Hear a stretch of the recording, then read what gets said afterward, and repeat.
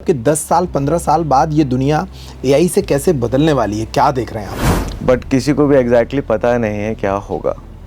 ये ज़रूर है कि फ्यूचर बहुत डिफरेंट होगा। सब लोगों से ये बात कहना चाहूँगा कि आपकी डेटा सिक्योरिटी को समझें। आप जो भी सोशल मीडिया यूज़ करते हैं उनकी पॉलिसीज़ कोई नहीं पढ़ता है।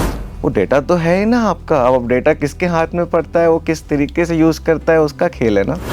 मैंने किसी बारे में बात करी और अगले दिन वो ऐड दिख गया। हाँ, वो कैसे होता है? डेटा का सारे ऐप्स जो है हमारे डेटा को ले रहे हैं, चोरी कर रहे हैं या हमारी मर्जी से ले रहे हैं। इसके दुरुपयोग क्या क्या दुनिया में होते हैं? दुरुपयोग तो बहुत सारे होते हैं उसके। आज की डेट में स्मार्ट मीटर लगता है आपके घर पे। हमारा बिजली का मीटर। हाँ, स्मार्ट मीटर का डेटा उसमें सारे आते हैं, कौन कौन सी अप्लायंसेस यूज़ हो रहे हैं, जो नए स्मार्ट मीटर्स आए हैं। ये भी हमारा डेटा उठा रहा है घर का। एक चीज़ और आपने बातों बातों में कह दिया, मैंने कहीं सुना था कि हमारे मोबाइल भी हमारी बातों को सुन रहे होते हैं। हालांकि वो पूरे सेंटेंस भले ना सुन रहे हों, लेकिन हमारे कीवर्ड्स कुछ प्लेटफॉर्म सुनते हैं। क्या ये सच है? अब उसको पूरे टाइम सुनना पड़ेगा ना, तभी तो वो हे सिरी पकड़ेगा। जैसे मैं अपना पर्सनल बताता हूँ कि मैं कोई भी पोस्ट ज़िंदगी में लाइक नहीं करता हूँ। अच्छा, किसी भी प्लेटफॉर्म पे मैं कुछ भी लाइक नहीं दबाता हूँ। सिंपल सा एक आप OTP खुद ना डालना पड़े, उसके लिए आप कहते हो कि आप मेरे मैसेज पढ़ लो। एक देश है अल्बानिया, वहाँ पर एक AI मिनिस्टर लॉन्च की गई है, लेकिन उस AI एजेंट या उस DLA के पीछे कोई ह्यूमन तो होगा ही ना, जो उसे प्रॉम्प्ट करके चीज़ें बताएगा कि आपको ऐसे काम करना है और ऐसे नहीं करना। तो वो बंदा भी तो करप्ट हो सकता है। हमेशा एक मॉडल पे पूरा ट्रस्ट भी नहीं कर सकते। आपको एक इंसान चाहिए होता है समझने के लिए कि क्या एक ऐसी दुनिया कभी बन जाएगी या आने वाले कुछ ही दशक में बन जाएगी जहां AI 100% फ्री होंगे और वो निर्णय खुद ही लेने लगेंगे और फिर उसके निर्णय से ही दुनिया कंट्रोल होने लगेगी। दुनिया ऐसी हो चुकी है। AI के तमाम खतरों में एक जो खतरा नज़र आता है वो ये है कि व्यक्ति की रचनात्मकता और उसका दिमागी अभ्यास जो है वो शायद ऐसा लगता है कि इसके आ जाने से उसमें गिरावट आएगी। आपको लगता है ऐसा? तो मैं सबको यही बोलता हूँ कि AI जब कोई भी चीज़ नई सोचना चालू करें तो तुरंत AI पे ना जाएं। या कि डेटा साइंस की पढ़ाई, इन दोनों शब्दों के भीतर क्या क्या आता है? तो सरकार समझ जाती है, हॉस्पिटल समझ जाता है कि अभी फ्लू फैला हुआ है। हमारी निजी तस्वीरें उनकी इस्तेमाल हो रही हैं उनके द्वारा। हाँ, तभी तो ये मॉडल्स काम कर रहे हैं। आपका खुद का स्क्रीन टाइम कितना है? आप कितना इस्तेमाल करते हैं इन सोशल प्लेटफॉर्म्स को?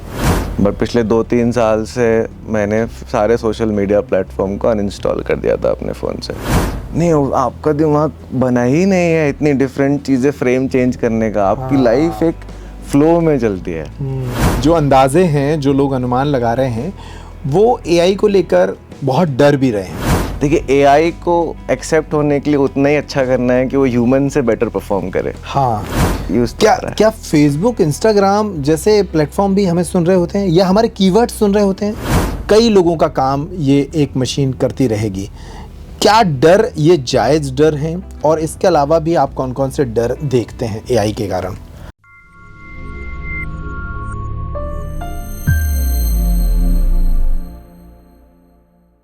जब आप फेसबुक चलाते हैं या फिर इंस्टाग्राम चलाते हैं तो आप अक्सर देखते होंगे कि आपकी पसंद की चीज़ें बार बार आ रही हैं, या फिर आपने दोपहर के वक्त अगर किसी चीज़ के बारे में सोचा या उसके बारे में अपने दोस्तों से बात की तो हो सकता है उसी चीज़ का विज्ञापन आपके फेसबुक और इंस्टाग्राम पर आपको नजर आने लगे। ये कैसे होता है? आम भाषा में इसे एल्गोरिदम कहा जाता है, जो सारे सोशल मीडिया प्लेटफॉर्म इस्तेमाल कर रहे हैं। लेकिन इस एल्गोरिदम के पीछे होता है AI का कमाल। AI जो भारत और पूरी दुनिया के लिए एक नया आविष्कार है और इस पर दुनिया भर में खूब चर्चा हो रही है। ChatGPT और ग्रॉक के बारे में आपने सुन रखा होगा, लेकिन AI का जब बचपन इतना शानदार है तो इसकी जवानी कैसी होगी? क्या पूरी दुनिया AI से बदलने वाली है? इस बड़े विषय पर बात करने के लिए आज हमारे पास इस पॉडकास्ट में एक बड़े मेहमान मौजूद हैं। हमारे साथ मौजूद हैं मध्य प्रदेश के रहने वाले शिवा अग्रवाल, जिन्होंने भारत के नोएडा से JP इंस्टीट्यूट से अपनी BTech कंप्लीट की और उसके बाद ब्रिटेन की प्रख्यात ऑक्सफोर्ड यूनिवर्सिटी से एआई में मास्टर्स किया है, यानी वो एआई के विशेषज्ञ के तौर पर आज हमारे बीच उपस्थित हैं। ये पूरा पॉडकास्ट बहुत मज़ेदार होने वाला है।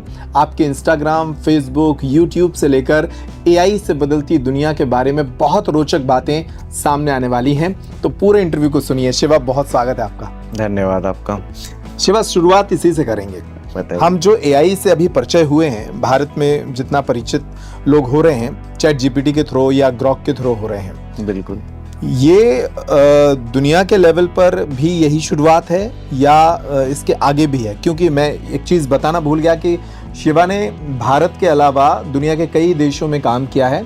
वो एक तरह से टेक्नोलॉजी की कंसल्टेंसी करते हैं खुद की कंपनी के थ्रू, और वो भारत के अलावा अमेरिका, यूके और नॉर्वे में पिछले 5-6 वर्षों में खूब काम करके लौटे हैं। तो दुनिया देख कर आए हैं, इसलिए आपको इस इंटरव्यू में बहुत सारी जानकारी मिलेगी। जो स्टार्ट इंडिया अभी देख रहा है एआई के बारे में, क्या पूरी दुनिया में एआई का यही स्टार्ट है या इससे थोड़ा सा अपडेटेड वर्जन भी है? एआई दुनिया के लिए नया नहीं है।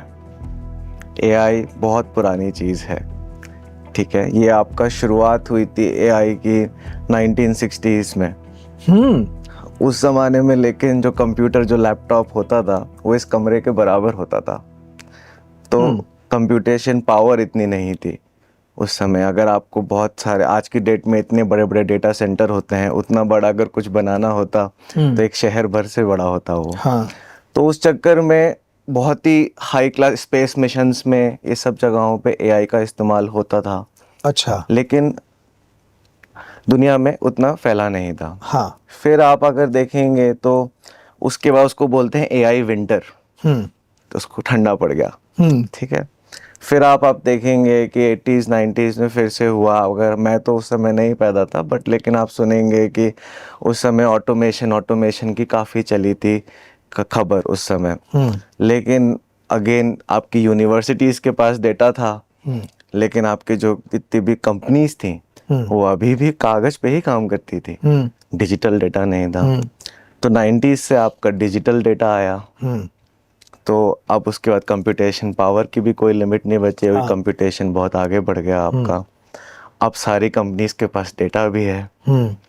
तो एआई जो प्रिडिक्शन के लिए एल्गोरिदम्स बहुत टाइम से हैं, क्योंकि आपका फेसबुक काफ़ी टाइम से एल्गोरिदम यूज़ कर रहा है। ये जो 2022 नवंबर पे चमत्कार जो सबको विश्वास के तरीके से हुआ, उसका मेन रीज़न क्या था? उसके पहले आप एआई से जब बात करते थे तो आपको कोड करना पड़ता था, और वो आपको जवाब भी सिंपल लैंग्वेज में नहीं देता था, वो जवाब भी आपको टेक्निकल चीज़ों में देता था। हाँ। तो आपके जितने भी डेटा साइंटिस्ट थे, टेक्निकल लोग थे, वो लोग इस्तेमाल करते थे। ठीक है। आपके नवंबर 2022 में उसने जो लॉन्च किया, उसमें आप नॉर्मल लैंग्वेज में बात कर रहे हैं, आम लोगों की भाषा में बात होने लगी। तो जब आम लोगों की भाषा में बात होने लगी तो कोई भी इस्तेमाल कर सकता है एआई को। तो इसलिए वो आम लोगों की भाषा में बात करना एक्चुअली चमत्कार है। क्योंकि पहले क्या होता था, एक प्रोग्रामिंग लैंग्वेज होती थी और एक ह्यूमन बात करने की लैंग्वेज होती थी, और दोनों में अलग है। इसलिए कोडर्स की बहुत वैल्यू भी थी, और अभी भी है। लेकिन बात यह है कि अब आप चैट जीपीटी से कोड नहीं करना। दूसरी बात, उसका जो आप अगर इंटरफेस देखेंगे तो आपको लगता है व्हाट्सएप पे। हाँ, बिल्कुल चैट जैसा। तो कुछ बहुत नया नहीं लगा लोगों को कि हाँ, मैं पहले इंसान से बात करता था, जवाब मिलता था, अब मैं एआई से बात करता हूँ, लेकिन जवाब मिलता है। तो इसलिए दो और भी रीजन है, बट दो ये बहुत बड़े रीजन है जिस कारण से सब लोग इसके बारे में बात कर रहे हैं। एआई को अभी हम जिस लेवल पर इंडिया में देख रहे हैं, आपने कहा कि वो व्हाट्सएप की तरह ही बात कर रहा है, चैट जीपीटी हो या ग्रॉक हो। क्या इस लेवल के अलावा भी एआई के कई और वर्जन हैं, कई और तरीके से एआई दुनिया में काम करना शुरू कर चुका है? बहुत तरीकों से एआई शुरू करता है, और हम लोग रियलाइज नहीं करते हैं कि हमारे जीवन में ऑलरेडी एआई घुस चुका है। आप जब फ़ोन पे फेस अनलॉक करते हैं तो वो एआई का ही कमाल है कि वो आपका पूरा फेस रीड कर लेता है, एंड आपके फीचर्स रीड करके आपको अगली बार अनलॉक करता है वो फ़ोन। आपकी गाड़ी, जैसे कि आपकी गाड़ी जब आप भिड़ने वाले होते हैं, आज की डेट में एडवांस सिस्टम सिक्योरिटी है, वो गाड़ी रोक देते हैं। वो आपने डिसीजन लिया क्या? नहीं ना, वो एआई ने लिया। या आप कमरे में घुसे तो लाइट चालू हो गई, छोटी सी चीज मानता हूँ। तो ये सारी चीजें पहले एक इंसान करता था, आप जाते थे, एक बटन दबाते थे या ब्रेक दबाते थे। तो एआई हमारे जीवन में ऑलरेडी आ चुका है। इस बात को ये समझना बहुत ज़रूरी होगा कि एआई हमारे जीवन में है। अगर आपके आज की डेट में घड़ी पे होता है, आपका स्लीप वो पूरा ट्रैक करता है, उसके हिसाब से आपका पैटर्न बना के देता है कि आपका पैटर्न क्या है, सोने का क्या है, जगने का, वो भी एक एआई है। आप फ़ोन पे जब खोलते हैं, फेसबुक छोड़िए, आप जब ऐप सर्च करते हैं तो वो आपका यूसेज पैटर्न देख रहा होता है और आपको बताता है कि इस समय आप शायद ये ऐप यूज करना चाह रहे होंगे। तो एआई बहुत आपके जीवन में आपके already- पसंद नापसंद रीड कर रहा है वो। हाँ, वो पसंद नापसंद तो आपके एआई आपकी लाइफ में ऑलरेडी है। हर इंसान की लाइफ में एआई ऑलरेडी आ चुका है, क्योंकि सब लोग यूट्यूब यूज करते हैं। यूट्यूब पे आपको जो वीडियो रिकमेंड कर रहा है वो भी एक एआई इंजन कर रहा है। तो एआई हमारे जीवन का पार्ट ऑलरेडी है। एआई को अगर हम थोड़ा सा मोबाइल के बाहर भी समझने की कोशिश करें, बिल्कुल। तो हार्डवेयर के लेवल पर भारत में और दुनिया में क्या फर्क अभी आप देख रहे हैं? कितना फर्क दोनों जगहों में है? और दुनिया में आप अलग अलग देशों में काम कर रहे हैं, तो वहाँ हार्डवेयर के लेवल पर चीज़ें कैसे आगे बढ़ चुकी हैं? देखिए, हार्डवेयर में तो सबसे आगे अमेरिका है जी। उसके आसपास कम लोग हैं। अच्छा। ठीक है।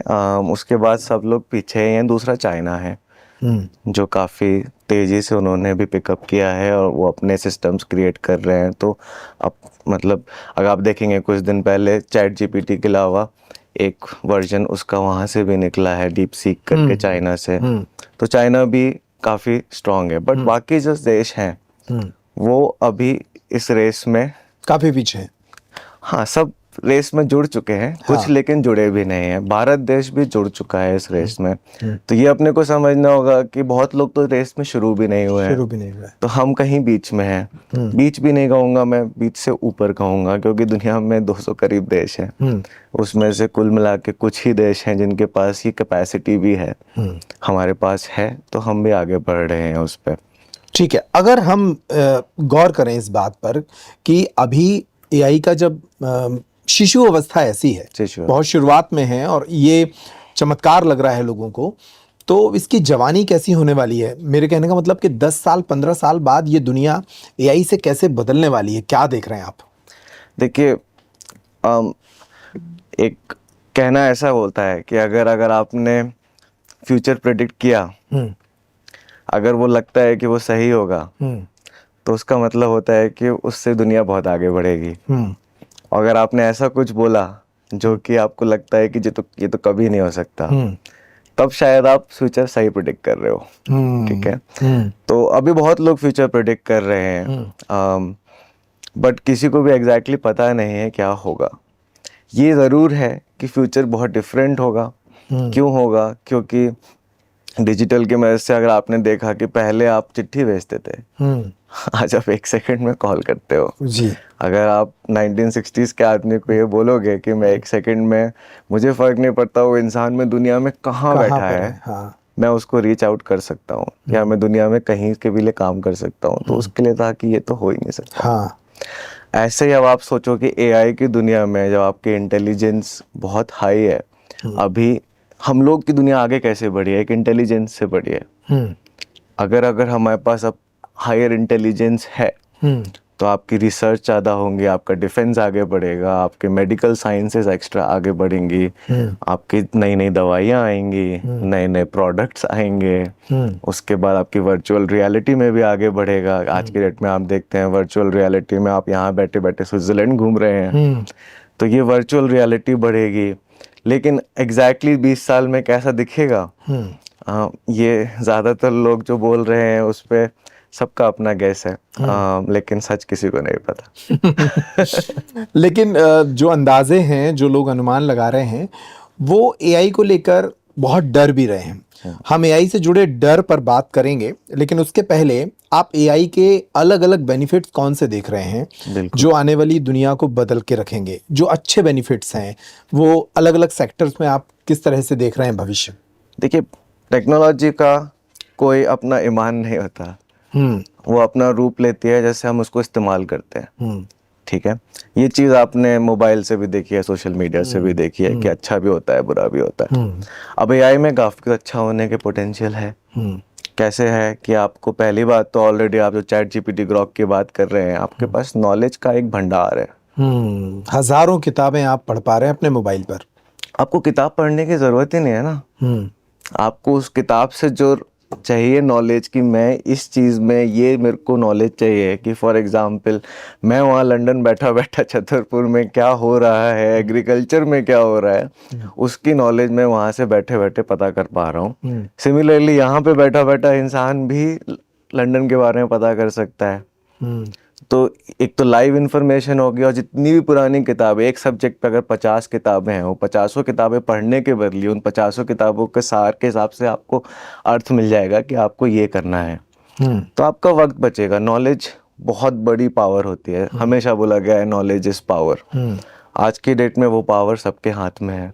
तो नॉलेज एक बड़ी ताकत आने वाली है दुनिया के हाथ में। बिल्कुल। सेकंड, आप देखेंगे मेडिकल की फील्ड में, आज पहले की डेट में रिसर्च करने में एक नए मॉलिक्यूल को बहुत बहुत टाइम लगता था। कुछ में सालों लगते थे, कुछ में 10 साल लगते थे।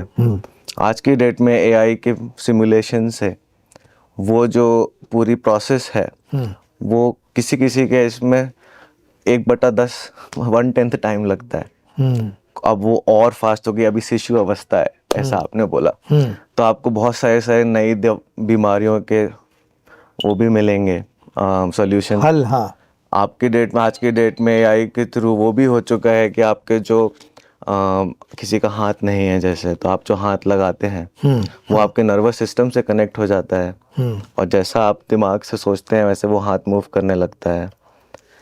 तो आपके जो फिजिकल डिसेबिलिटीज़ हैं उसका भी बहुत सारा सॉल्यूशन मिलेगा। ये भी होगा। डिफेंस के सेक्टर में जहाँ अपने हम सैनिक को भेजते थे बहुत ही रिस्की जगह पे, जान खतरे में डालते थे, जान खतरे पे डालते, क्योंकि सैनिक एक बहुत इम्पोर्टेंट एसेट है हमारी दुनिया का, हमारे इंडिया का। अभी आपने देखा क्या हुआ था कुछ टाइम पहले। तो उसमें हम अब ड्रोन को भेजते हैं, या फिर वो रोबोटिक डॉग्स होते हैं उनको भेजते हैं कि हम वहाँ पे पढ़ ले। यहाँ पे बॉम्ब स्क्वाड्स होती थी, अब वो इंसान के बदले एक ड्रोन जाके चेक कर लेता है, या फिर वो एक छोटी सी मशीन रोबोट जाके चेक कर लेता है। तो इसमें बहुत आगे बढ़ेगा। फिर आपके घर में ऑटोमेशंस होंगे, जैसे आपका जो घर में सफाई का काम है, वो कोई मशीन कर रही होगी, वो मशीन कर रही होगी आपका सफाई का काम।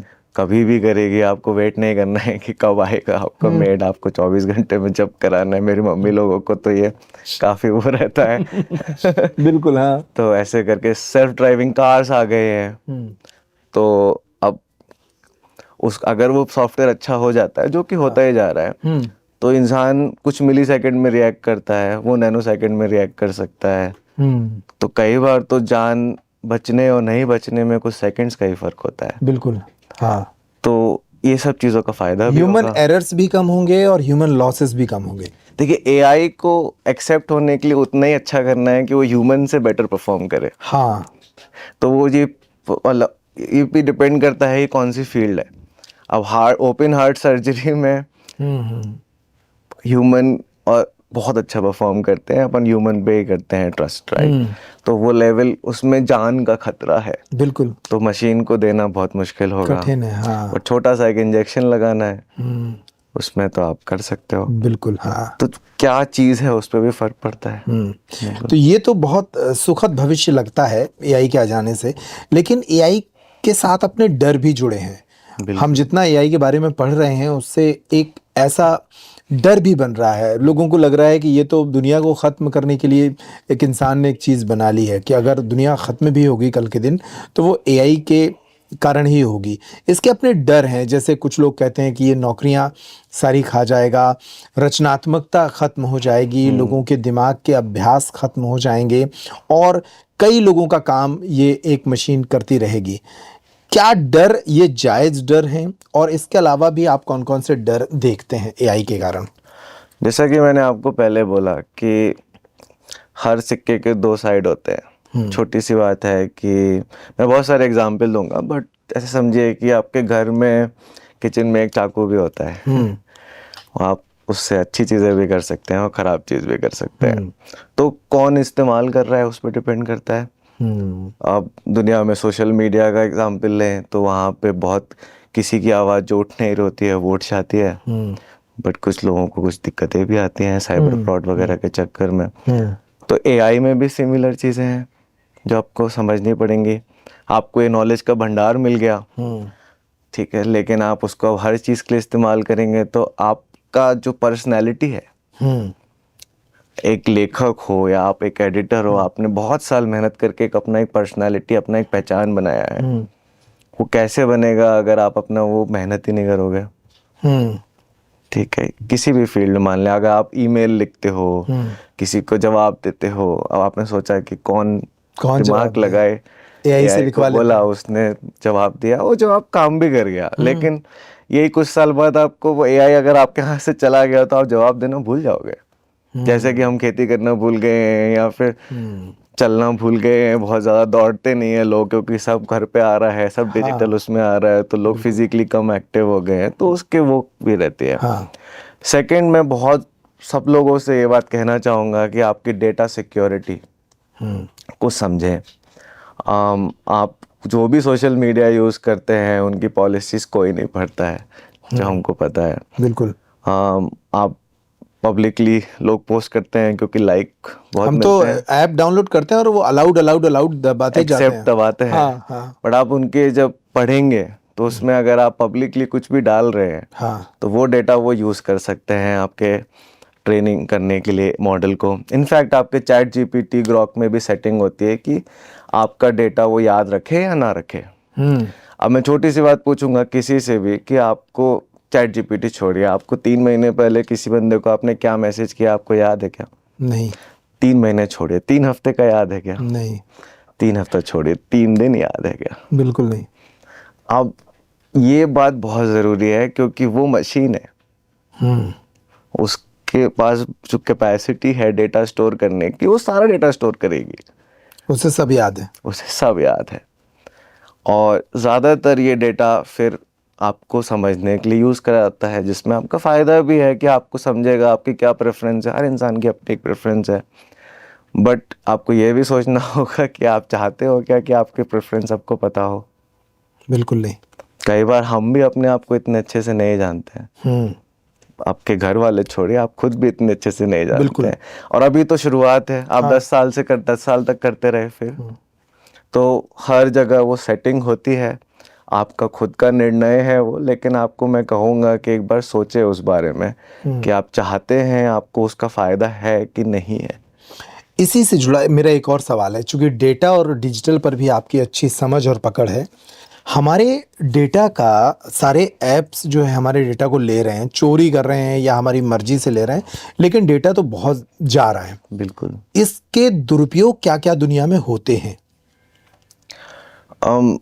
दुरुपयोग तो बहुत सारे होते हैं उसके, कि अब आप समझिए कि आप सोशल मीडिया पे आपने कुछ पेज फॉलो करते हैं, बहुत सिंपल सा एग्जांपल दूंगा मैं। आज की डेट में जो सोशल मीडिया पे पेज होते हैं, या तो वो आई लव समथिंग होता है या आई हेट समथिंग होता है। हाँ, 2 हिस्सों में ही बट गई है दुनिया। हाँ, बीच का ज़्यादा दिखता नहीं है आजकल, जो कि मेरी शिकायत भी है। बिल्कुल। हाँ। लेकिन वो बात छोड़ते हैं। अब उसने आपके सिर्फ फॉलोअर्स, आप जिसको फॉलो कर रहे हैं वो लिस्ट देखा और आपको समझ गया कि आप इस पार्टी को सपोर्ट करते हैं, आप ये इस आइडियोलॉजी को मानते हैं और इस आइडियोलॉजी से रिलेटेड ये फिगर्स हैं, इनको भी फॉलो करते हैं आप। हाँ, ठीक है, कुछ अच्छी चीज़ें करते हैं, कुछ खराब चीज़ें करते हैं। इतने से डेटा से जो कि सबको ही देख सकता है, वो आपकी पर्सनालिटी समझ लेते हैं। आज की डेट में स्मार्ट मीटर लगता है आपके घर पे। अब वो स्मार्ट मीटर के डेटा से वो समझ सकता है कि आप सुबह गाने कब सुनते हैं, फिर आप काम कब करते हैं, आपका वॉशिंग मशीन कब चलती है, हमारा बिजली का मीटर। हाँ, स्मार्ट मीटर का डेटा उसमें सारे आते हैं, कौन कौन सी अप्लायंसेस यूज़ हो रहे हैं, जो नए स्मार्ट मीटर्स आए हैं। ये भी हमारा डेटा उठा रहा है घर का। वो डेटा तो है ही ना आपका। अब डेटा किसके हाथ में पड़ता है, वो किस तरीके से यूज़ करता है, उसका खेल है ना। डेटा तो है ही ना, वो किसके हाथ में है। और इसलिए मैंने डेटा सिक्योरिटी के बारे में बोला। क्या वो आपको मान लो 9 से 6 की नौकरी है आपकी, आप वर्क फ्रॉम होम करते हैं, उसमें वो दिख रहा है कि डेली आप 12 से 2 टीवी चला के बैठे होते हैं और लैपटॉप पे आपका वाईफाई से लैपटॉप या वाईफाई ऑफ है या लैपटॉप नहीं चल रहा है, कंप्यूटर नहीं चल रहा है, तो वो डेटा प्रूव हो गया ना। या आपको रात में लेट जगने की आदत है, या रात में आपको माइक्रोवेव चलाते हैं, मतलब आप कुछ खाते हैं रात को लेट नाइट, तो आपके बारे में क्या क्या पता लग गया उस स्मार्ट मीटर से, आप सोच भी नहीं सकते। और ये चीज़ अगर 5 साल का डेटा है तो 5 साल में तो आदमी का सब पता लग जाता है। क्या हमारे social media platform like Facebook, Instagram, x या यूट्यूब हैं, ये भी हमारे डेटा को स्टोर कर रहे हैं, चोरी कर रहे हैं और इसका दुरुपयोग करते हैं? देखिए, चोरी नहीं बोलेंगे क्योंकि आपने उनको परमिशन दे रखी है।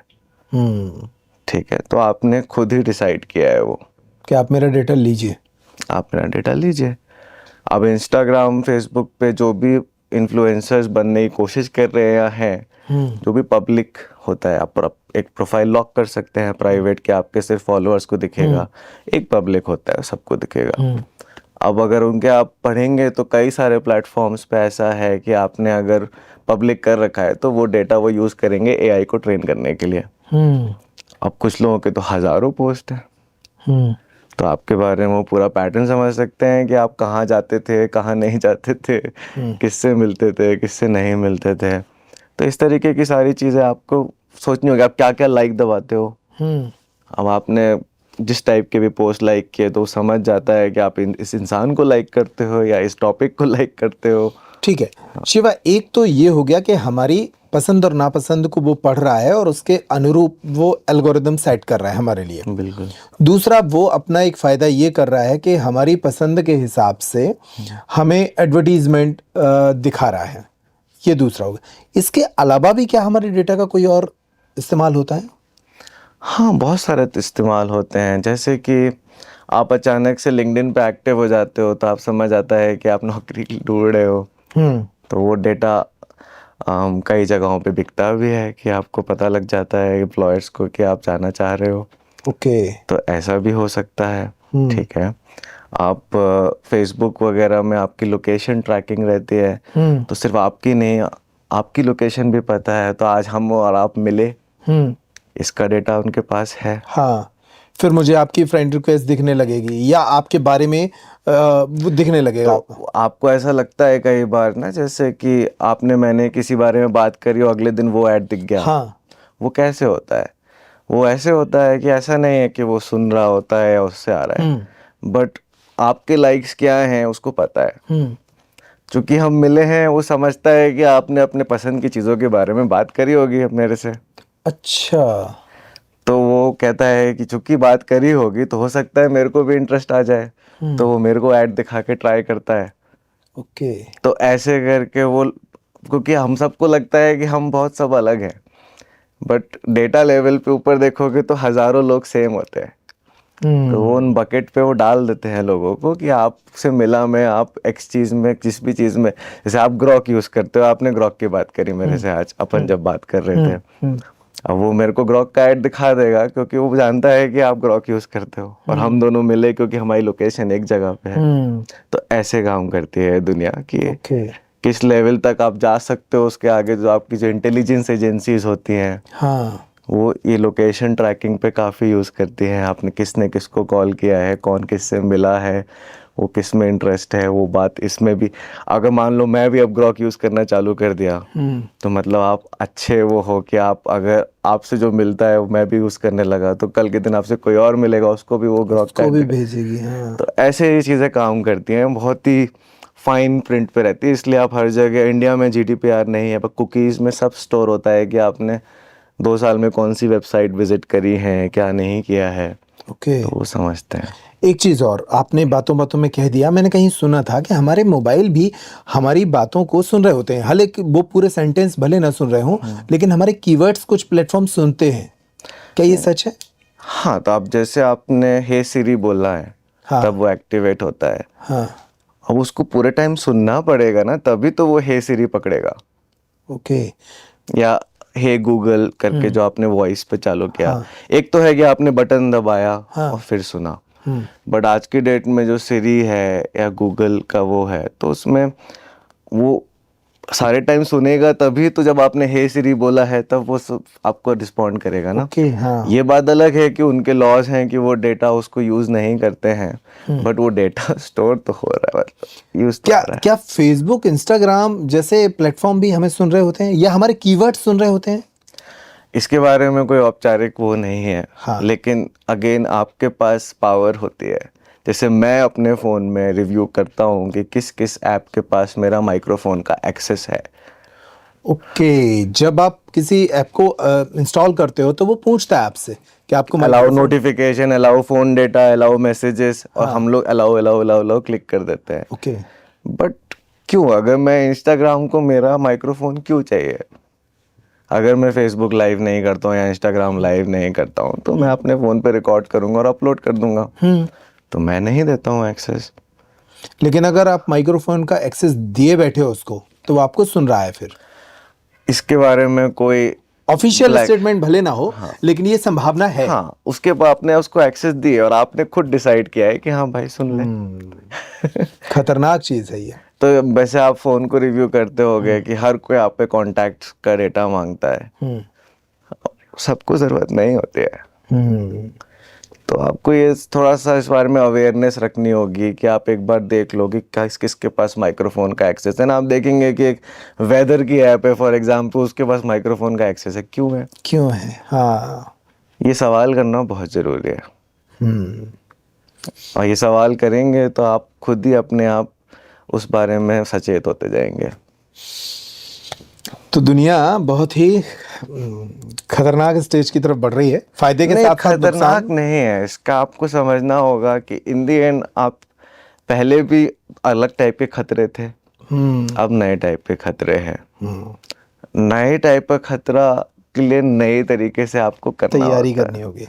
और वो तैयारी होने की बात है। इसलिए मैं आपसे ये सब शेयर कर रहा हूँ कि आप नए तरीके को समझे, उससे डर के कुछ नहीं होगा। डर से आप क्या कहते हैं, डर से आदमी एक्शन नहीं लेता, समझ के आदमी उसका एक्शन लेता है। जब वो एक्शन ले लेगा तो उसका डर कम हो जाएगा कि भाई मैंने अब देख लिया है कि अच्छा माइक्रोफोन का मैंने सुना ऐसा होता है, तो मैंने देखा किस किस ऐप के पास माइक्रोफोन है, जिसका मेरे को लगा मैंने अलग कर दिया। मैंने अपनी एक लेवल आगे बढ़ गया ना मैं। जैसे मैं अपना पर्सनल बताता हूँ कि मैं कोई भी पोस्ट जिंदगी में लाइक नहीं करता हूँ। अच्छा, किसी भी प्लेटफॉर्म पे मैं कुछ भी लाइक नहीं दबाता हूँ। उसका कारण क्या है? ताकि मेरी पसंद उसको पता ना चले। हाँ, मतलब उसके लिए मुश्किल तो कर सकता हूँ मैं। हाँ, मेरे बिहेवियर को उसके पास और बहुत तरीके हैं कि मैं कितनी देर देखा, कहाँ गया, ये भी पढ़ते हैं वो। हाँ, आप कितनी देर उस पोस्ट को देखे, उसे समझ जाते हैं कि आपने उसको पढ़ा था कि आपने आगे बढ़ा दिया था। ओके। तो आपकी स्क्रीन पे कितनी देर था वो, तो ऐसी भी चीज़ें होती है, ठीक है। तो लेकिन आप मुश्किल तो कर सकते हो, माइक्रोफोन एक्सेस अलग कर दिया, मेरे को कांटेक्ट नहीं देना है, अपना कांटेक्ट अलग करवा नहीं दिया, नोटिफिकेशन नहीं दिया, मैसेज का एक्सेस। अब सिंपल सा एक आप ओटीपी खुद ना डालना पड़े, उसके लिए आप कहते हो कि आप मेरे मैसेज पढ़ लो, यार डाल लो ना ओटीपी। सही बात है। हाँ। इतना क्या आलस है, वो 6 डिजिट का ओटीपी है, पढ़ के लिखना ही तो है यहाँ पे। तो ये छोटी छोटी चीजें हैं, डरने से कुछ नहीं होता है, आपको समझो और कुछ करो। वो मैं एटलीस्ट सबको बोलूंगा, क्योंकि डर तो फैलाते ही है दुनिया में। 2022 में तो था कि 2025 तक एजीआई आ जाएगा, बहुत लोगों ने प्रिडिक्ट किया था। आया क्या? नहीं। तो चीजों में वक्त लगता है, इसका मतलब ये नहीं है कि चीजें नहीं होंगी। कल जब डिजिटल आया था तो लगा था दुकानें बंद हो जाएंगी, बंद हुई क्या? दोनों चीजें चल रही हैं। तो इसलिए मैं कहता हूँ उसके बारे में सचेत हो, अपना कुछ करो, डर तो कभी खत्म नहीं होगा। बहुत रोचक चर्चा हो रही है शिवा। मुझे ये बताइए कि जो एक आम आदमी सोशल मीडिया के प्लेटफॉर्म्स इस्तेमाल कर रहा है, उसको चलाते समय आपने कुछ सावधानियां तो बताई हैं, ऐसी कौन सी और बातें हैं जो आपकी बिहेवियर से वो प्लेटफॉर्म पढ़ते हैं और उनका इस्तेमाल फिर कुछ और चीज़ों के लिए करते हैं? देखिए, जैसे कि आज की डेट में एडवर्टाइजमेंट की दुनिया है। हाँ।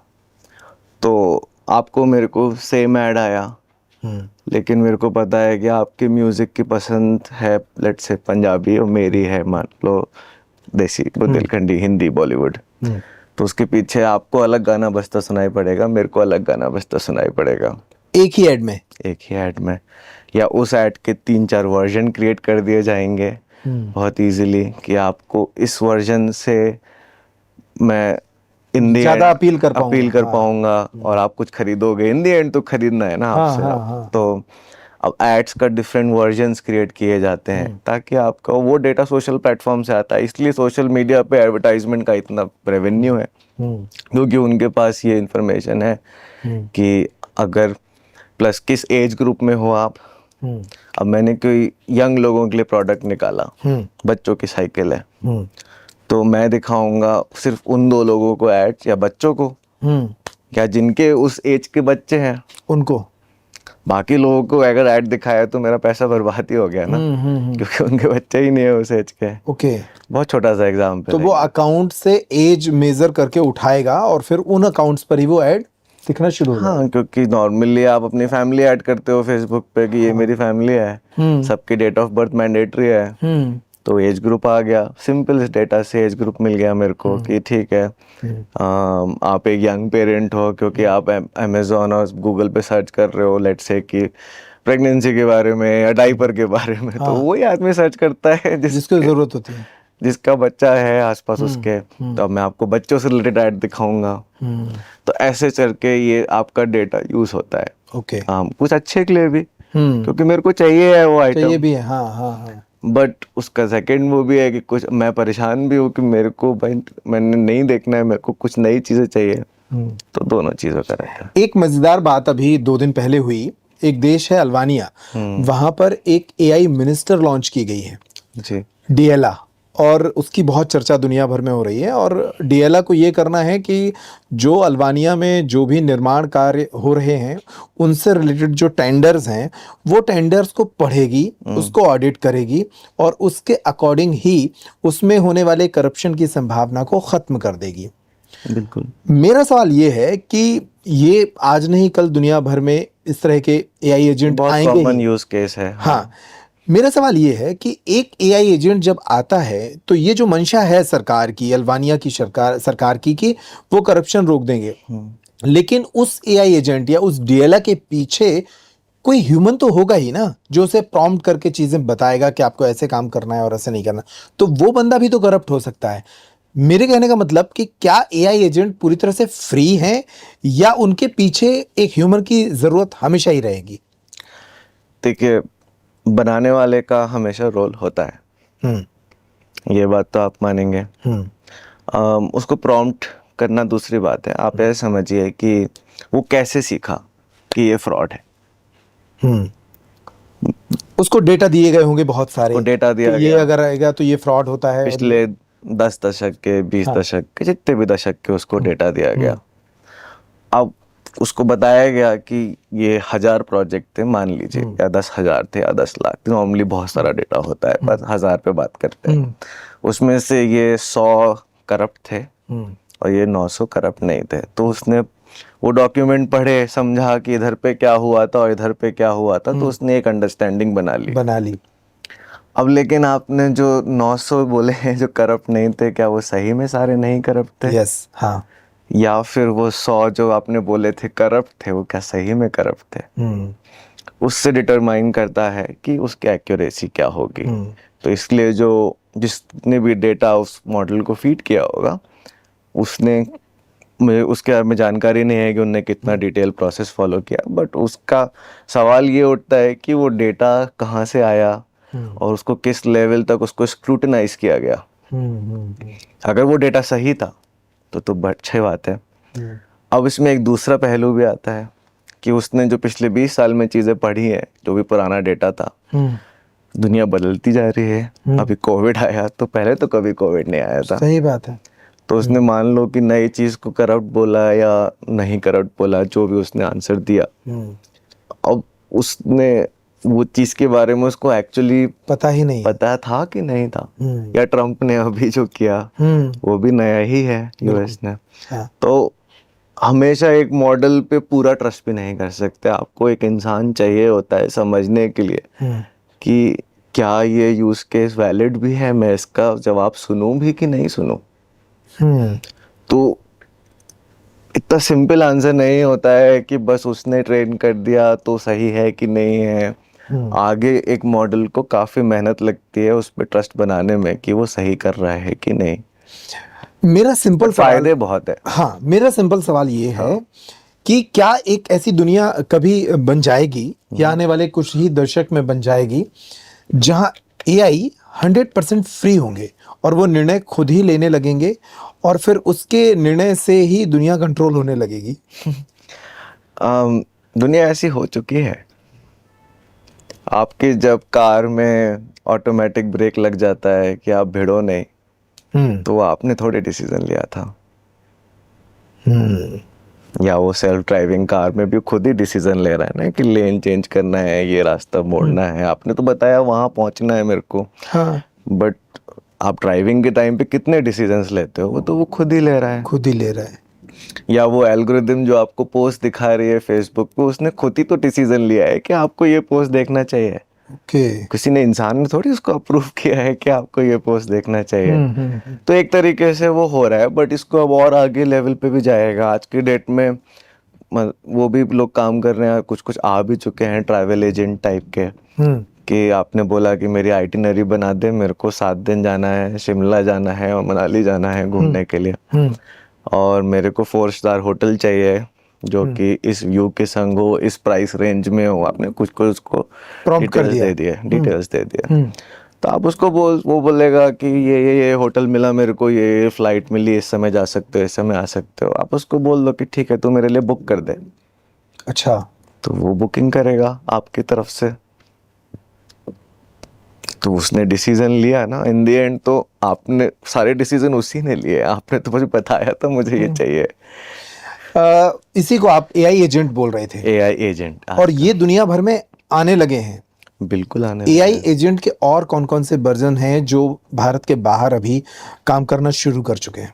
देखिए, तो एक तो आपका ये लैंग्वेज मॉडल्स जो चैट जीपीटी, ग्रॉक वगैरह आए, उसका नेक्स्ट लेवल जो मार्केट में आया। ऐसे तो बहुत सारे टर्म्स आ चुके हैं, बट जो मेन पॉपुलर हुए हैं वो एक हुए हैं एआई एजेंट। एजेंट का मतलब जैसे ट्रैवल एजेंट था, हाँ, आपका प्रतिनिधि एजेंट। तो वो एजेंट ऐसे भी आ चुके हैं, उन पे अभी काम चल रहा है कि उनकी एक्यूरेसी अच्छी हो जाए। लेकिन आप स्क्रीन पे जो भी कर रहे हो वो रिकॉर्ड करके वो सीख जाता है कि आप ये कर रहे थे। अच्छा। जैसे फॉर एग्जांपल कि आपके जीएसटी का वो है कि आपने टैली से उठाया नंबर, सारी सेल्स का आपने यहाँ डाला, इस कॉलम में डाला, उसके बाद आपने वो किया। अब वो चीज़ आप वो सीख जाएगा आपके वीडियो रिकॉर्डिंग। क्या आप रोज ऐसा काम करते हो? पहले आरपीए में होता था कि आपको रोबोटिक प्रोसेस ऑटोमेशन बोलते थे उसको। उसमें आप एक बंदा था जो कोड करता था कि उसको ऐसा ऐसा करना सिखाना है। अब वो खुद सीख लेता है, अगली बार से वो खुद करने लगेगा उस चीज़ को, तो वो भी एजेंट हो गया। तो इस टाइप के एजेंट्स आते जा रहे हैं, अलग अलग टाइप के। कुछ डेटा से यूज़ करके होते हैं, कुछ ऐसे ट्रैवल उसके लिए होते हैं। उसका अगला लेवल आ चुका है अभी जो मार्केट में, उसको बोलते हैं एमसीपी, मल्टी कॉन्टेक्स्ट प्रोटोकॉल।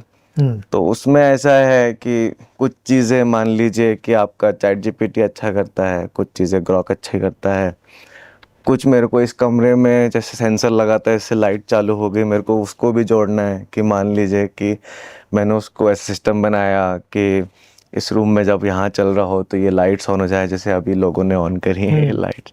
तो आप उसको भी इंटीग्रेट कर सकते हो। आप अलग अलग चीज़ों को आपने बोला कि ये हो तो सोशल मीडिया पे ये पोस्ट डाल देना मेरी तरफ से। तो यहाँ पे ये रिसर्च किया, चैट जीपीटी का आंसर आया, उसको बोला कि आप सोशल मीडिया पे डायरेक्टली पोस्ट कर दो। आजकल सोशल मीडिया पे बॉट कितने चलते हैं, वो ऐसे ही काम करते हैं। अच्छा। फिर किसी का ईमेल आया मेरे पास, हाँ, उसको ऑटो रिप्लाई करना है। ऑटो रिप्लाई तो बहुत टाइम से चल रहा है। बट उसमें से डेटा एक्सट्रैक्ट करके एक एक्सेल शीट बनाते जाओ या डेटाबेस में स्टोर कर दो कि कस्टमर आया था, इस कस्टमर ने बोला कि इतने का मेरे को सामान चाहिए। नॉर्मली कोई बंदा ईमेल पढ़ता था, फिर उसको सिस्टम में डालता था, अब वो सिस्टम में खुद डाल देगा। तो इस तरीके के बहुत सारे काम जो हैं जो आप लोग करते थे मैनुअली, उसके लिए वो एजेंट काम करेंगे। मल्टी कॉन्टेक्स्ट का सिर्फ इतना है कि वो बहुत सारे सिस्टम्स को इकट्ठा कर सिस्टम इकोसिस्टम यूज़ कर सकता है कि उसने जीमेल भी यूज़ कर लिया, आपका फेसबुक भी यूज़ कर लिया, आपका जो भी सॉफ्टवेयर आप यूज़ कर रहे थे वहाँ पे एंट्री भी डाल दी। तो इस तरीके से ये एक चमत्कार है कि बहुत सारा काम बस वो एक बटन पे हो रहा है। एआई के तमाम खतरों में एक जो खतरा नजर आता है वो ये है कि व्यक्ति की रचनात्मकता और उसका दिमागी अभ्यास जो है वो शायद ऐसा लगता है कि इसके आ जाने से उसमें गिरावट आएगी। आपको लगता है ऐसा? अब तो काफ़ी रिसर्च भी पेपर्स भी आ गए हैं जो कि इस बारे में बोल रहे हैं कि ये सच है। पहले तो लोग सोच रहे थे ऐसा होगा, अब तो रिसर्च पेपर आ गए हैं। आप नेचर वेबसाइट है उस पर रिसर्च पेपर देखेंगे तो अच्छे अच्छे यूनिवर्सिटीज़ के आ गए हैं। मैं एआई सीखने के बाद मैं एआई को बहुत लिमिटेड चीज़ों में यूज़ करता हूँ। जनरली लोग सोचते हैं कि आप सीख लोगे तो आप हर चीज़ में यूज़ करोगे। बट जैसा मैंने पहले बोला था, मेरा एक पर्सनैलिटी है, मेरा एक सोचने का तरीका है। अगर अब मैं हर चीज़ में एआई यूज़ करूँगा, जैसे अपनी बॉडी पे अगर आप एक्सरसाइज नहीं करो तो वो आपकी फिजिकल कैपेसिटी कम हो जाती है, वैसे दिमाग को भी एक्सरसाइज मिलती है जब आप करते हैं चीज़ें। जब आप सोचते हैं, लिखते हैं, पढ़ते हैं, खुद से सोचते हैं, 4 लोगों से बात करके इंफॉर्मेशन लेते हैं, चीज़ें कनेक्ट करते हैं, तो दिमाग काम करता है, तो दिमाग की एक्सरसाइज होती है। आपने वो एक्सरसाइज कम कर दी तो आप फिर आपका दिमाग कम चलेगा। ऐसा मान लीजिए आपके सारे अर्थ शस्त्र हैं लेकिन आपको इस्तेमाल ही करना नहीं आता क्योंकि आपका अब दिमाग उस कैपेबल नहीं बचा है। तो मैं सबको यही बोलता हूँ कि एआई जब कोई भी चीज़ नई सोचना चालू करें तो तुरंत एआई पे ना जाएं। पहले खुद से थोड़ा सोचें, थोड़ा रिसर्च खुद से करें, थोड़ा पढ़ें, फिर उसके बाद जहाँ फंस गए हैं तो आगे बढ़ने के लिए इस्तेमाल करना अच्छी बात है। या फिर कुछ चीज़ आपको नहीं मिल पा रही है तो इस्तेमाल करना बनता है। बट शुरुआत से कि मेरे को ये आइडिया आया, मैंने बस उतने से मैं ही डायरेक्ट डाला उसके अंदर और उसके बाद मैंने उसने जो बोला उस पर विश्वास कर लिया और उसी को लेके मैं आगे बढ़ गया। उसमें फिर आपकी थिंकिंग कैपेसिटी कम हो जाती है। और इसका आप नुकसान फिर आगे भी देखते हैं, जेनेटिकली भी होगा कि एक जनरेशन पूरी दिमाग का कम इस्तेमाल करते हुए बड़ी हो रही थी तो उसके बच्चे फिर कैसे होंगे?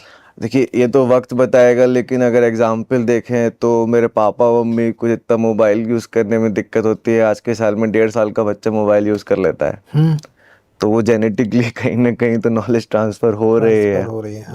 कि आज के डेट में इनफैक्ट जो यंगस्टर्स हैं वो मोबाइल पे क्या क्या यूज़ करते हैं जो हम लोग इतना यूज़ नहीं करते। गेम्स ही बहुत कॉम्प्लिकेटेड हो चुके हैं, तो फ़र्क तो पड़ता है। ठीक है शिव, आपकी पढ़ाई पर बात कर लेते हैं। आपने ऑक्सफोर्ड यूनिवर्सिटी यूके से एआई में मास्टर्स किया। एआई पर दुनिया भर में पढ़ाई लिखाई किस तरह से हो रही है और भारत दुनिया में कहाँ पर खड़ा है? एक कंप्लीट आंसर इसको लेकर।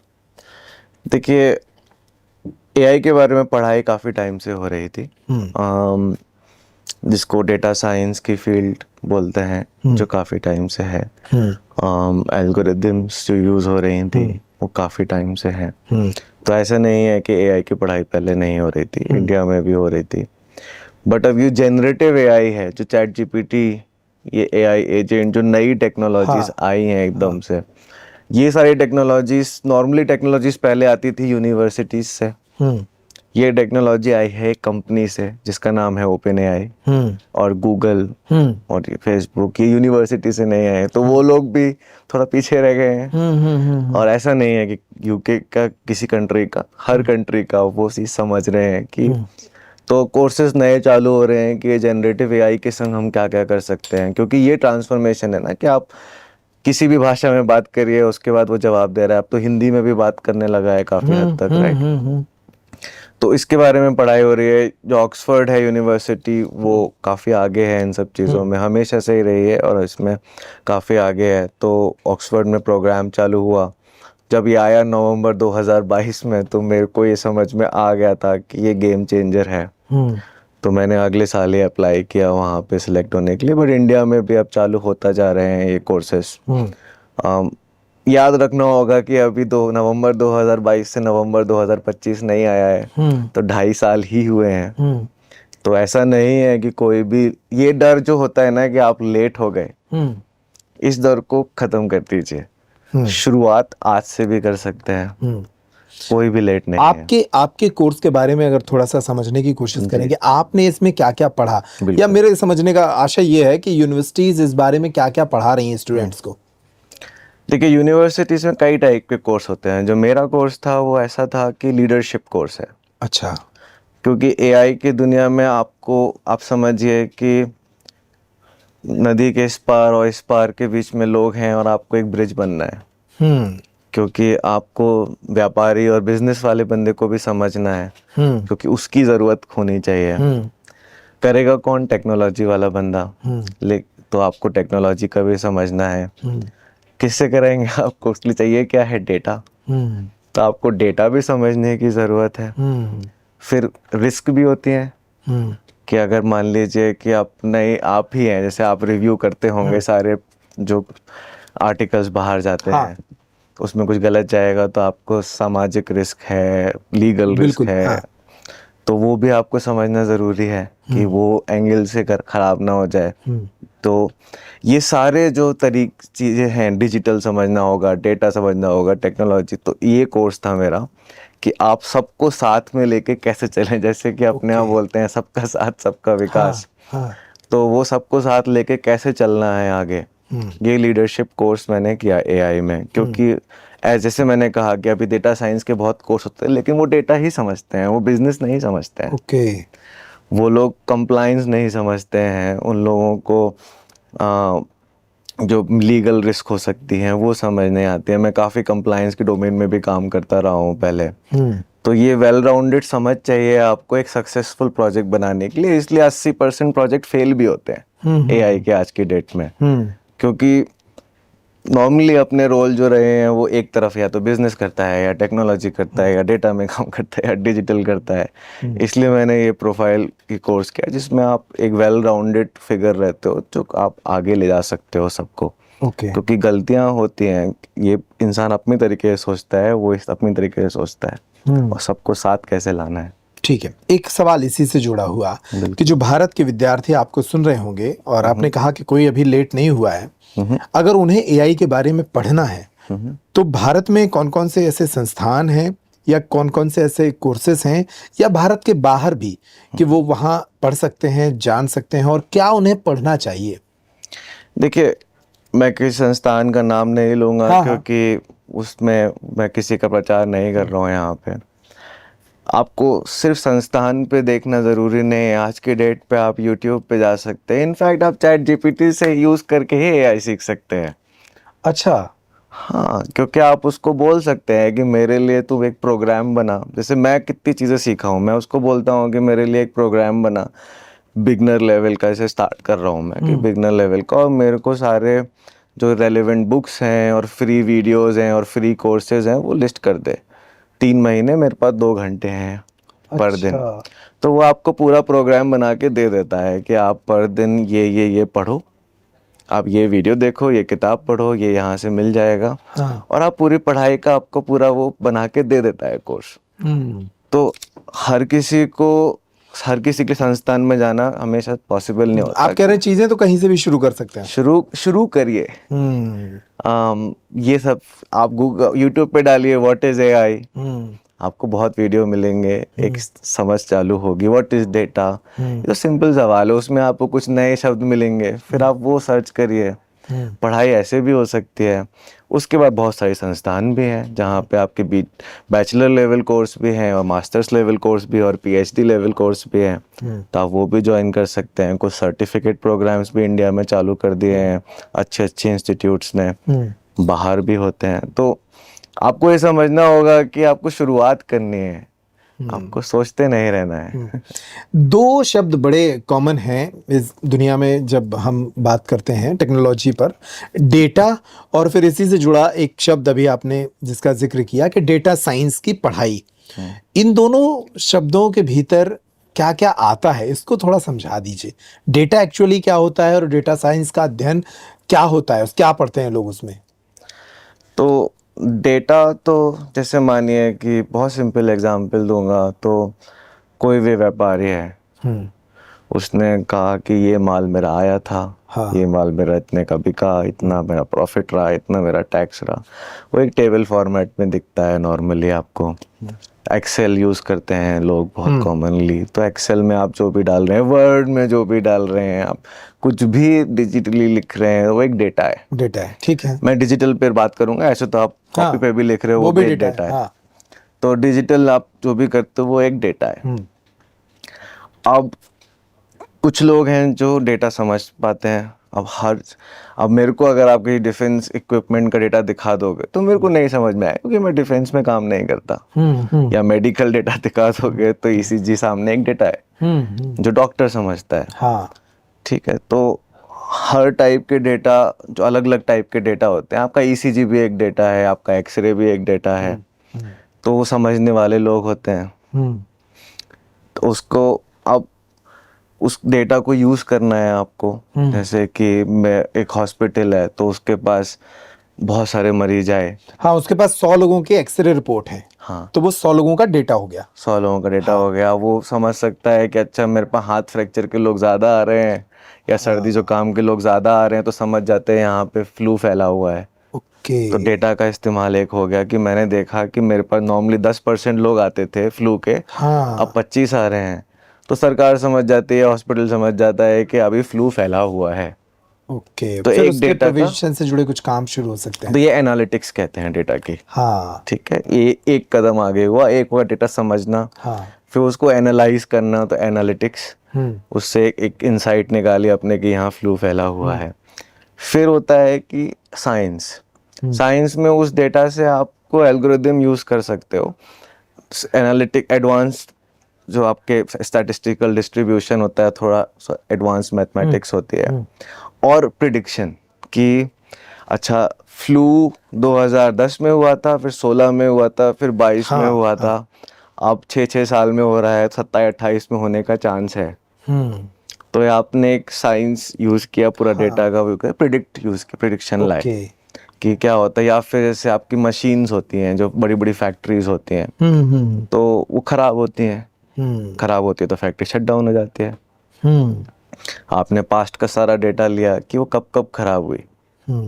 तो अगर आपको प्रिडिक्शन आ गई कि ये मशीन कल ख़राब हो सकती है, तो मैं उसको ख़राब होने नहीं दूंगा ना। कि मेरा प्लांट शट डाउन ना हो 2 दिन 4 दिन, जितना भी दिन। तो ये डेटा साइंस हो जाती है कि आप एडवांस एल्गोरिदम यूज़ करते हैं डेटा को इस्तेमाल करने के लिए। सिमिलर जो मैंने पहले एग्जांपल दिया था कस्टमर का, कि वो समझ जाते हैं कि 1000 लोग सेम टाइप के हैं। हाँ। ये भी एक डेटा साइंस है।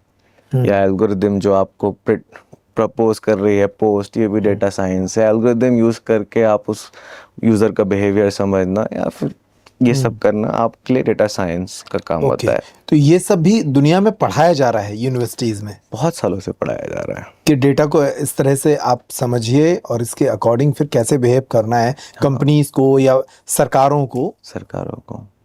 वेरी नाइस, बहुत इंटरेस्टिंग पढ़ाई होगी ये तो।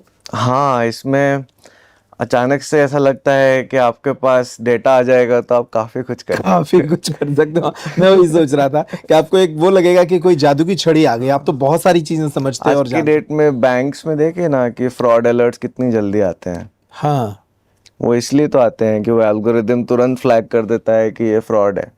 कोई इंसान नहीं देखता है उसको। ओके। क्योंकि अचानक से मैं उसको पैटर्न पता है मेरा 10 साल का कि मैं यूके जाता हूँ, मैं इंडिया आता हूँ। अब अचानक से किसी ऐसी कंट्री से ट्रांजैक्शन हुआ मेरे कार्ड पे जहाँ में कभी मेरा कोई पैटर्न ही नहीं है जाने का, तो वो उसको रोक देता है। तो फ्रॉड डिटेक्शन में ये एल्गोरिदम्स बहुत यूज़ होती हैं आज के डेट में। बैंक के फ्रॉड्स काफ़ी कम हो गए हैं पहले के तुलना में। वो इसलिए होते हैं, लेकिन लोग नए तरीके भी ढूंढ लेते हैं। बिल्कुल बिल्कुल। हर चुनौतियां हर जगह फिर आ ही जाती हैं। जैसे साइबर क्रांति के आने के बाद लोगों की एक दूसरे से संवाद की जो सुविधा है वो बेहतर हुई, लेकिन फिर साइबर फ्रॉड भी आया। हाँ, अब जैसे कि एआई का एक ख़राब यूज़ भी ऐसे, ये जो वीडियो जाएगा नेट पे, हाँ, अब उससे एआई मेरी भी आवाज़ सीख लेगा और आपकी भी। हाँ, अब मैं कॉल कर सकता हूँ एक अननोन नंबर से, इसमें आपकी आवाज़ आ रही होगी, आपको पता भी नहीं होगा। तो ऐसा भी खराब चीज़ें भी हो सकती हैं।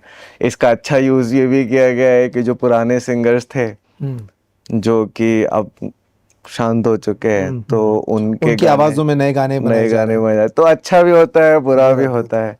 इसी से जुड़ा एक बढ़िया रोचक प्रसंग आपने छेड़ दिया। क्या हमारे YouTube पर पड़े सारे वीडियो ही AI के लर्निंग मेथड के उपयोग में लाए जा रहे हैं? नहीं, सारे नहीं होते हैं। आपका पब्लिक वीडियो होता है अच्छा। तो उस वो होता है। और जैसे आपकी वेबसाइट भी है तो वेबसाइट में आपके सर्च इंजन ऑप्टिमाइजेशन में ऊपर कोड में होता है कि आप उसको यस या नो कर सकते हैं। ओके। तो मोस्ट लोगों को पता भी नहीं होता है कि आप नो कर सकते हैं।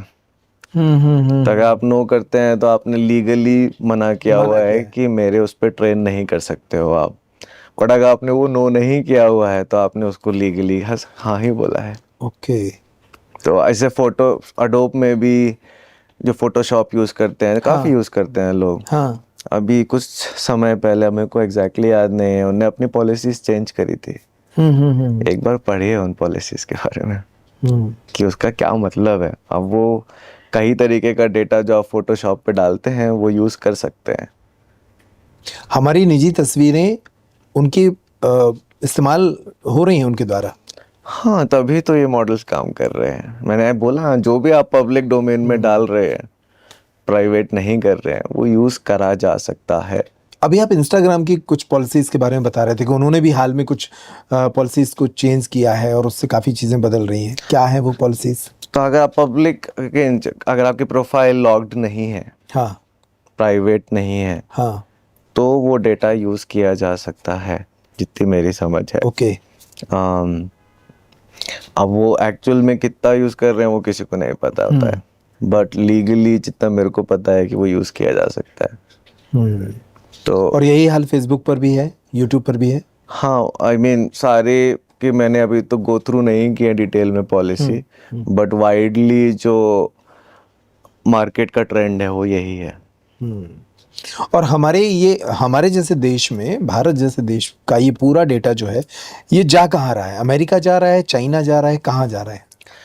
तो देखिए, डेटा सेंटर्स होते हैं। हाँ। तो जैसे अपनी पेन ड्राइव होती है, हाँ। या लैपटॉप में हार्ड ड्राइव होती है, तो उसमें थोड़ा सा डेटा सेव होता है। जो आप ऑनलाइन डालते हैं वो भी डेटा कहीं तो सेव होता है। उसको बोलते हैं, आप सोच लिए कि इस कमरे बड़ी हार्ड ड्राइव है तो डेटा सेंटर हो गया। उसमें बहुत सारा डेटा स्टोर हो सकता है। तो डेटा सेंटर, जैसे अपनी भारत सरकार भी अब कंपनीज को बोल रहे हैं कि हमारा इंडिया का डेटा इंडिया में रहना चाहिए।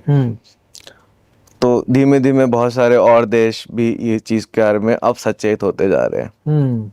बट जनरली डेटा सेंटर्स आपके बड़े बड़े देशों में ही रहे हैं, जहाँ से ये टेक्नोलॉजीज आती हैं। जैसे फेसबुक, इंस्टा, यूट्यूब, इन सब का डेटा तो यूके, अमेरिका ही जा रहा होगा। हाँ, तो ये सारी अमेरिकी कंपनी है। अब इन्हें डेटा सेंटर सब अमेरिका में ज़रूरी नहीं है, कुछ और पार्ट्स ऑफ द वर्ल्ड में भी बना रखे हैं, बट इन द एंड वो उनके कंट्रोल में है। ठीक है। और फिर आपने जैसा कि पिछले प्रश्न के उत्तर में बताया था कि वो डेटा सेंटर्स आपके डेटा का इस्तेमाल अपनी एनालिटिक्स के हिसाब से अलग अलग तौर पे कर रहे होंगे।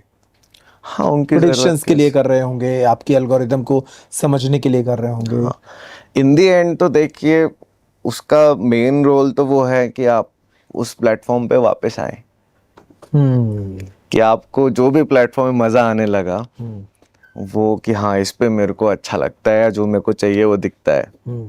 तो जितना आप उस प्लेटफॉर्म को यूज़ करेंगे, उनका फर्स्ट मकसद तो वो है कि आप उनका प्लेटफॉर्म यूज़ करें, क्योंकि जितनी देर आप यूज़ करेंगे उतने वो आपको ऐड दिखाएंगे, उतना आपका उसको बोलते हैं attention they are looking for your attention. कितने टाइम तक आप 2 घंटा यूज़ करते हैं, 4 घंटा यूज़ करते हैं, 30 मिनट यूज़ करते हैं। एल्गोरिथम का पहला काम तो यही होता है कि वो आपको बढ़ाए, आपका समय बढ़ाए, आपका समय उपयोग उस प्लेटफॉर्म पे बढ़ाए। हाँ। तो उसके लिए रहता है। फिर दूसरा रहता है कि जो आपको ऐड दिखें, हाँ, उससे आप कुछ खरीद लें। तो कंपनीज के ऐड फिर उनको मिले, तो जो कंपनी ने पैसा दिया है उस ऐड प्लेटफॉर्म को, उसको रिटर्न भी तो चाहिए। रिटर्न भी चाहिए। हाँ। तो आपने वो सामान खरीद लिया तो उसको प्रॉफिट मिला। तो ये 2 मेन उपयोग रहते हैं। फिर उसके बाद तो छोटे छोटे बहुत सारे उपयोग हैं, कुछ पॉजिटिव भी कुछ नेगेटिव भी। हमने बात करी कि साइबर बुलिंग भी होती है, बच्चों के साथ अच्छा भी नॉलेज भी आती है लेकिन कुछ ख़राब चीज़ें भी होती हैं।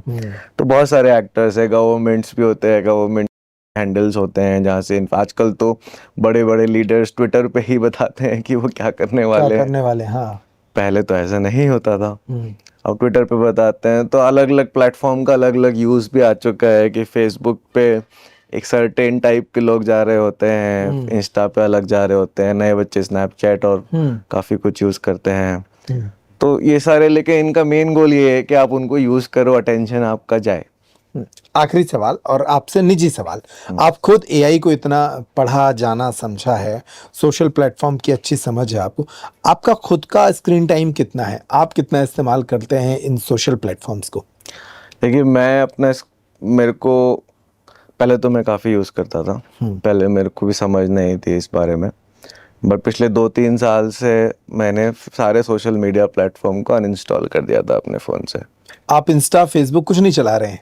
हाँ, मैं कभी कभी उसको जब मैं यूज़ करना होता है कि 1-2 महीने में चेक करता हूँ किसी का मैसेज आया है तो मैं उसको इंस्टॉल करता हूँ, चेक करता हूँ, रिप्लाई करता हूँ, फिर अनइंस्टॉल कर देता हूँ, क्योंकि वो रहता है फ़ोन पे तो वापस जाता ही हूँ मैं, उसकी आदत पड़ जाती है।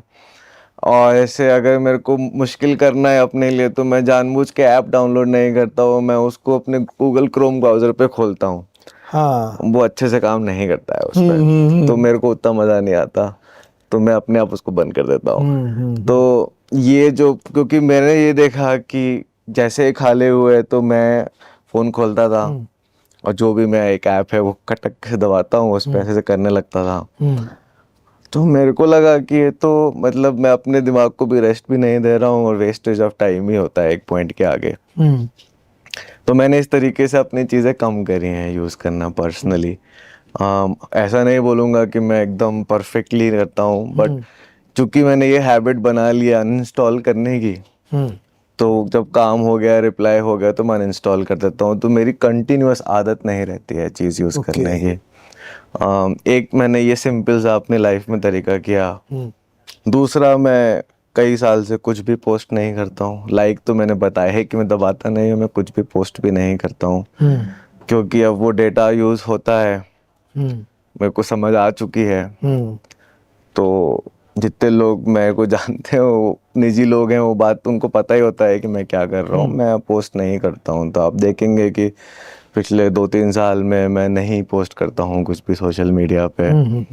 तो उस तरीके के मैंने अपने मैकेनिज्म बना लिए हैं यूज़ करने। मैं एआई को बहुत यूज़ करता हूँ, मैं नॉलेज के लिए होता है, लंदन में बैठ के छतरपुर में क्या चल रहा है, कहीं और क्या चल रहा है, मैं यूज़ करता हूँ नॉलेज के लिए, बिजनेस प्लान्स के लिए, वो सब कर सकते हैं आप यूज़। लेकिन बस बैठे बैठे स्क्रॉल करते रहना, उसका एक दिमाग पे बहुत अच्छा। एक बात और बोलूँगा मैं आपको, सबको बताना चाहूँगा, एक स्टडी भी है इसके बारे में कि नॉर्मल लाइफ आप जीते हैं, ऐसे मैं और आप बैठे हैं, अचानक से यहाँ पे कुछ बहुत नहीं बदलेगा। हम एक कमरे में बैठे हैं, हम बाहर जाएंगे। आप जब इंस्टाग्राम पे या किसी भी प्लेटफॉर्म पे, मैं इंस्टाग्राम का बुरा नहीं बोलूँ, किसी भी प्लेटफॉर्म पे यूज़ करते हैं, तो एक फ़ोटो आई आपके दोस्त की, वो कहीं और पे है, अचानक से फिर एक ऐड आया जिसमें कि नदी पहाड़ दिख रहे हैं, अचानक से एक ऐड आया जहाँ पे आपको कुछ कम्प्लीटली डिफरेंट दिख रहा है, मे बी सरकार के बारे में कुछ दिख रहा है। फिर आपने अगला देखा तो उसके बाद चॉकलेट दिख रही है। आपका दिमाग मल्टीटास्किंग हो रहा है। नहीं, आपका दिमाग बना ही नहीं है इतनी डिफरेंट चीज़ें फ्रेम चेंज करने का। आपकी लाइफ एक फ्लो में चलती है और वो फ्लो जो है वो ब्रेक हो जाता है। आप बहुत डिफरेंट चीज़ें अचानक देख रहे होते हैं, अचानक से एक मीम आ गया, तो उससे जो स्टडी कहती है कि उससे आपको एडिक्शन तो होता है उस चीज़ का, लेकिन उससे आपका ब्रेन कैपेसिटी पे इम्पैक्ट पड़ता है, क्योंकि इतनी जल्दी फ्रेम चेंज करने हम दसों हज़ारों सालों से जो एवॉल्व किए हैं उसमें ऐसा नहीं होता था। तो उस चीज़ को समझना ज़रूरी है। इसलिए जो भी चीज़ मेरे को बहुत स्क्रॉल कराती थी, तो मेरा यही बस वो है कि जहाँ मैं स्क्रॉल करना सीखता हूँ तो मैं उस ऐप को फिर अनइंस्टॉल कर देता हूँ। चाहे क्रिकेट की ही ऐप थी तो मैं क्रिकेट अब ऐप नहीं देखता हूँ, मैं गूगल क्रोम पे खोलता हूँ तो अच्छे से नहीं चलती है वो, तो ज़्यादा देर नहीं देखता हूँ, बंद हो जाती है। तो खुद से, क्योंकि जो लोग बना रहे हैं वो खुद भी एडिक्टेड हैं, तो मैं क्या ही चीज़ हूँ। सही बात है। तो बस आप कोशिश कर सकते हो।